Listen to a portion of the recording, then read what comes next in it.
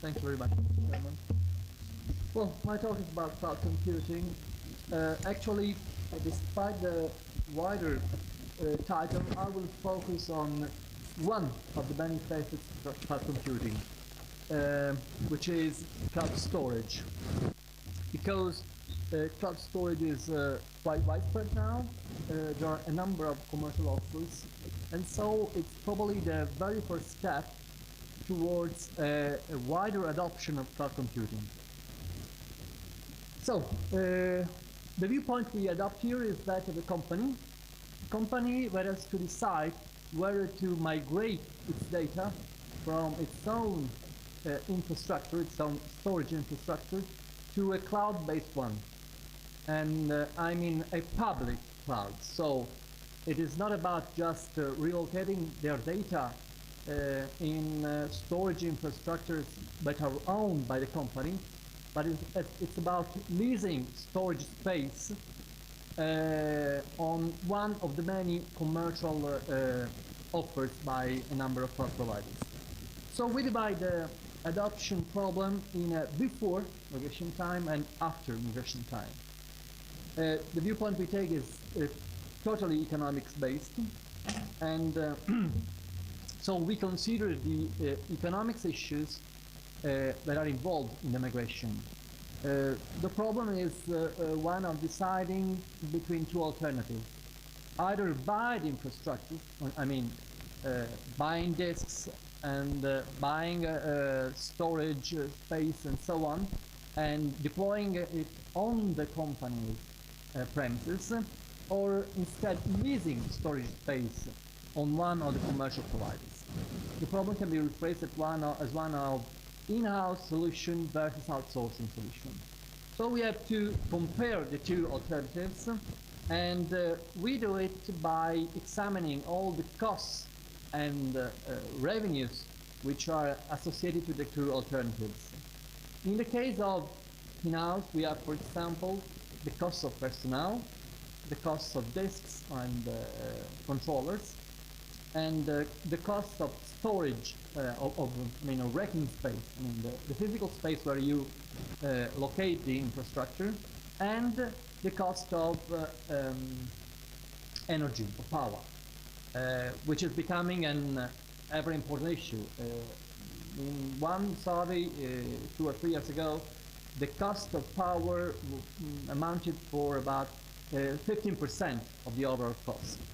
And the cost is probably growing, and that's the reason why a growing research area is called green cloud or green cloud computing. Instead, in the case of outsourcing, moving to commercial cloud platform, we basically have a reduced cost of personnel, because we are just the personnel involved in interfacing with the commercial platform, and of course the price we have to pay to lease the storage space.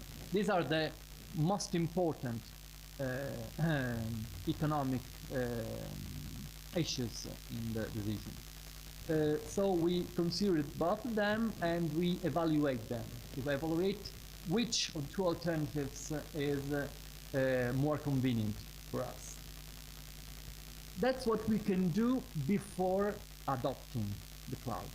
So we base our decision on forecasts. Of course, forecasts may go wrong. They will usually be wrong. The problem is by how much. The decision will be still correct or completely incorrect, wrong. So, what happens after we adopt the cloud? We face a number of risks. We, in this paper, in this presentation, consider just the most important ones.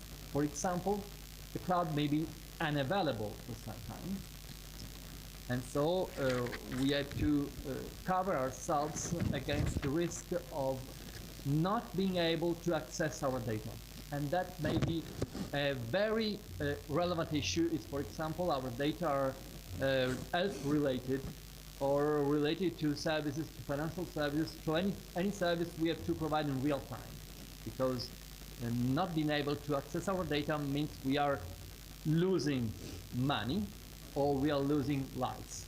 Okay. And another possible risk is that once we adopt a cloud, we are somewhat constrained using the cloud.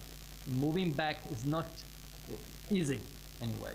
So we have to consider the risk that prices change in the medium term. And for both cases, and some other cases as well, we can conceive of providing a coverage of risks with insurance. Okay. So let's start with considering first the in-house costs. First, the cost of disks. Disks have to be added because the data needs grow.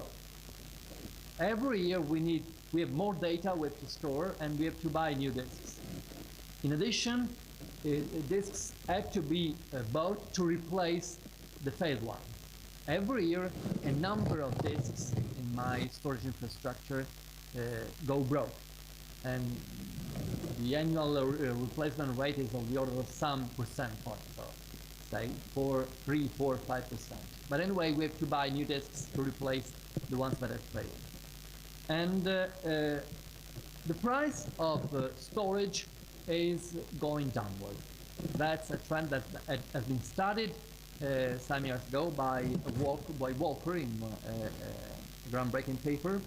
And he found that unit price is going down with a negative exponential trend. Since, of course, the trend is not deterministic, we model the trend of prices or unit price of storage through a geometric Brownian motion with an exponential risk, of course.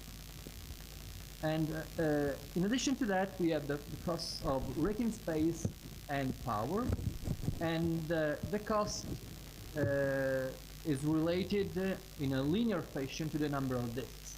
So we model that cost as a linear function of the number of disks, which in turn depends on the basic capacity of each disk and the overall storage space we need. And finally, we have the personnel cost. The personnel is not related in a simple fashion to the storage space or number of disks. So we have taken some figures which are extracted from the day-to-day factory experience. Instead, what is the cost of outsourcing? We have again personnel at a reduced in a reduced number, but the most important thing is we actually have to lease storage space, and at present we have basically two different pricing schemes. We have either a block rate, so-called scheme, where the price is linear, but the unit price decreases as the volume goes up. So we have a sort of discount on volumes. Okay? And instead, on the other hand, we have a so-called bundling price, where the price is fixed up to a certain amount of storage, and then when we we exceed the threshold, the price goes up and then stays constant for another chunk of data. What is peculiar is that the block rate pricing scheme is adopted by Amazon only, while the bundle scheme is adopted by basically all the others. So Dropbox, SureSync, iDrive, and so on, Google Drive, and so on. Both schemes can be approximated by a two-part tariff. So we estimated the two parameters of this simpler scheme in a paper some time ago, and it's a very good approximation which allows us to deal mathematically with the resulting price. And now, how do we decide which of the two alternatives is more convenient? We adopt an evaluation approach which considers a time horizon in the future, and a differential net present value. So we collect all the costs, all the possible revenues, because of course we may have some revenues from salvage, from selling the infrastructure at the end. We locate them in the future, sometime in the future, and then we aggregate it by time period, and we bring back to the present time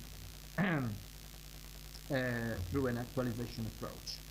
And of course, since most of the phenomena we're dealing with are stochastic, failure system are stochastic, the future needs of data is a stochastic quantity, the actual DNPV, differential net present value, will be a random quantity. And you can see here a sample of its empirical probability density function. So we cannot base our decision on a random quantity. We have somewhat to derive a measure of this random quantity, and we have to opt for a measure of centrality. So where is the bulk of this random quantity? Typically we can adopt either the median or the mean. So our decision will be based either on the median of the differential net present value or its mean. And since we are computing the difference as net present value of buy minus the net present value of lease solution, we will decide to buy and make our own infrastructure if the DNPV is larger than 0, or lease it from a commercial provider in the opposite case. Errors. When we base our decision on a statistic of random quantity, of course, we are prone to errors. And if we decide to buy, but the actual DNPV is lower than 0, we are wrong. And likewise, in the opposite case, if we decide to lease, but the DNPV turns out to be larger than 0, we are wrong. So in this quadrant, we have basically 2 cases where we can go wrong and 2 cases in which we are right. The problem is to understand by the fraction of cases where we are wrong and where we are right. To analyze the risk of being wrong, we consider 3 methods. First one is the probability of error. So the probability of being in either the second or the third quadrant. The problem with this metric is that we understand how frequently we are wrong, but we don't know by how much. So how much money we are going to lose in this case. The second metric is the value of risk. That tells us which is the heaviest loss we can suffer when we are wrong. But it actually uses a proxy, the VAR in this case. So we don't know what happens when losses are beyond the VAR. And finally, the conditional value truth, which averages over all the values of losses beyond the value truth.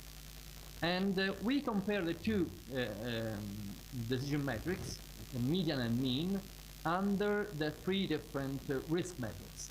And though it may not be self-evident here, but the higher the curve, the lower, the higher, sorry, the risk. And we see that in all 3 cases, the mean of the DNPV provides the best protection against risk. So the lowest risk of evaluating our decision. So the mean DNPV is the metric to be considered.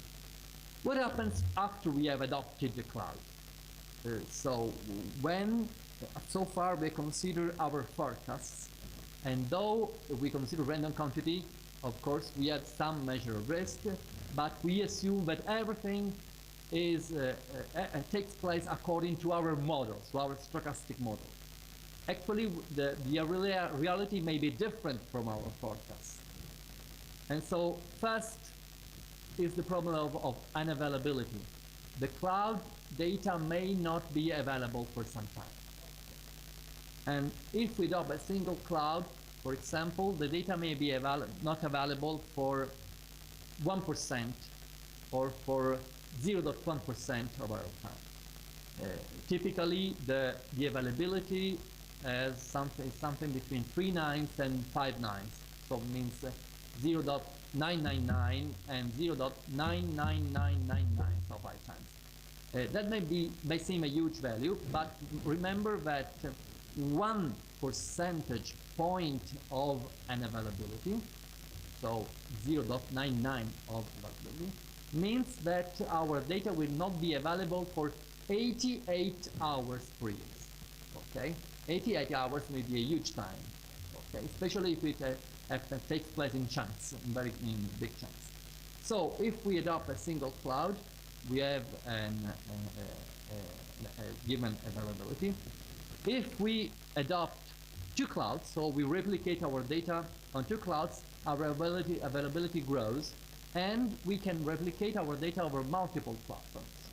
So our availability grows and grows, and we get closer to our target of 100% of availability. Actually, every time we adopt a new cloud and replicate our data, we have to pay for it. So the outage time shrinks, but the cost goes up in a linear fashion. So we have sort of a trade-off. How can we protect against it? Okay. We can ensure, I skip on the mathematic technicalities. Okay. Of course, you can find the details in the papers. And we see that we have, in this case, a cost of the storage, which grows linearly with the number of clouds, and instead a cost of insurance, which goes down as we subscribe to multiple clouds. There is, of course, a trade-off, and this is a simple case in which subscribing to two clouds, so a simple double owning, provides the lowest overall cost solution. Okay. Subscribing to an insurance means that every time our data are not available, the company is paid a premium, or is paid, sorry, a claim, it's paid something, so which say compensates it for the unavailability of data. A second risk we can suffer is that of price rise. So the commercial provider increases its prices after we have adopted, and that means that the price in time can go downward, but more slowly than what we have forecast. And so we have a risk when the actual price is higher than what we expected.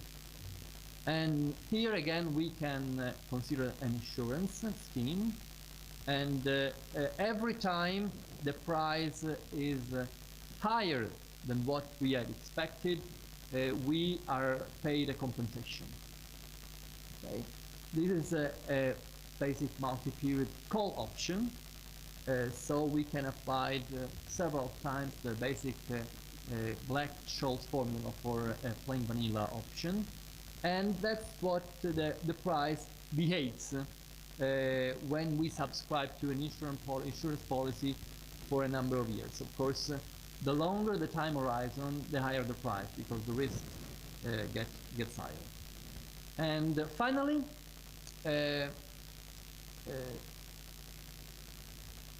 this is something that pertains to our overall evaluation scheme. We consider the mean, the NPV, as our decision metric, and that may turn out to be different from the actual one. So, for example, the mean is larger than 0, while instead the actual NPV is on the other side, and so we should have taken the other decision. A wrong decision equals inventory loss, economic losses, and we can provide an insurance where the insurance payoff is equal to the loss we are suffering, and in this case we can use a so-called spread option. And this has been studied in the past by Poitras, who provided a formula for pricing this option. And we model in this case both the net present values of the buy solution and the lease solution as an arithmetic Brownian motion. So we can account for negative values as well. And these are two examples of this is the first one, where the price of the insurance premium, the price of the option, is plotted against the number of years for which we insure. And typically the price of the insurance goes up as we lengthen the horizon, because of course the longer the horizon, the longer possible risks. But in this case, since we have plotted the ratio between the insurance price and the NPV, what I hope to get out of the cloud, the NPV as well may go up if we lengthen the horizon. So the ratio may be either increasing or decreasing, depends on the specific case. Instead, if we consider just the error probability, the insurance price always go up. So, of course, the larger the error probability, the larger the risk, and the larger the insurance price. So, before coming to the end, these are a number of references, the papers we have published in the last 3 years. And the first two ones are two journal papers. The one is about to appear on the European Journal of Information Systems. And the second one is that appeared in the journal of the ACM. And basically each paper focuses on a different issue, and the first journal paper, which is about to appear, somewhat collects most of the issues and glues them in an overall picture. Concluding, we have taken a stochastic DMPV approach to decide if the migration decision is a convenient one from the economics point of view in the face of uncertainty. And we have considered 3 metrics to evaluate the risk of taking the wrong decision. We have also considered post-adoption risks, so when something goes wrong with respect to our stochastic models, and risks we have considered are the possible increase of storage prices, the possible unavailability of cloud data, not loss of data, but just temporary unavailability, and finally the overall cost fluctuations with respect to the mean value. And we have devised pricing methods for all the 3 kinds of risks. One of the insurance prices have been computed with a basic insurance pricing scheme, and the other 2 with the use of real options, namely a multi-year version of the Black-Scholes formula for call options, and the Poitras formula for spread options. Finally, if you wish to contact me, I'll be glad to hear from you, and these are my email address and my website, so please feel free to drop a line. Thank you. Thank you, Maurizio, for this very nice, clear, and pedagogical presentation. So I think we have time for some questions. Yeah, please. Thank you so much for your nice presentation. I have a question. Actually, there is any reason just you focus about the risk by financial issue, not considering benefit and opportunity of outsourcing or in-house, improving in-house, by a point of the view related to strategy, policy of organization. Most of the issue to speak about that is related to risk, just risk, consideration risk. Is it a specific reason behind of this? I see your point. You mean there may be strategic related issues which make us decide for taking staying with our in-house solution, or instead of buying a storage space somewhere else. That's true. That's true. But if there is a strategic viewpoint, that may override any other consideration. So we consider the case where we have no pre-defined course of action. So we are not a priori for keeping our data inside our company, but we are open to the cloud solution. And if we are open to the cloud solution, then we must just consider whether it is economically convenient. And of course, there may be a number of issues, for example, the organizational issue and so on, but we assume that anything can be reduced to an economics issue. So the organization issue, for example, brings along the problem of getting rid of personnel, which is in excess, of training our personnel for a different purpose, and so on. That may be translated in a cost, okay? And so that may be reduced to this economics-based scheme.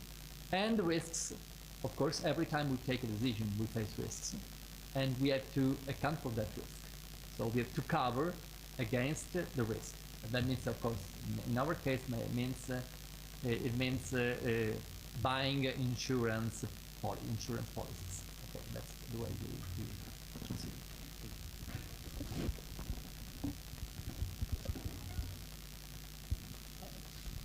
I have one question. Why you didn't consider it to detail the transaction costs? We didn't take it to... The transfer costs? No, transaction cost economics, parameters, for instance, the asymmetry of information with providers and so on. All these kind of this is... that's a higher level of analysis. I mean, of course, every time we may take different courses of action, there is sort of gain between us and the different cloud providers. Here we are not considering such a kind of interaction.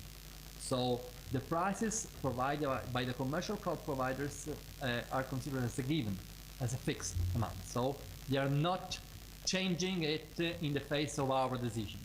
Okay. Of course, in the future we may consider when there is an interaction, and so strategic decision between the cloud buyer and the cloud provider. Okay, but that's a different level of analysis. By the way, are these real cases? We try to consider real cases. I mean, in the paper you'll find sample cases with figures which are taken either by the commercial offers. So I mean, the price per gigabyte is that of the real offers, and the price of a disk is that taken from real service of prices in the market. But so you didn't consider specific cases before decision and after decision. Yes. In some papers you can find some real data. Okay, thank you very much. I think we are closing now the session, and if there are no other questions, then we go forward.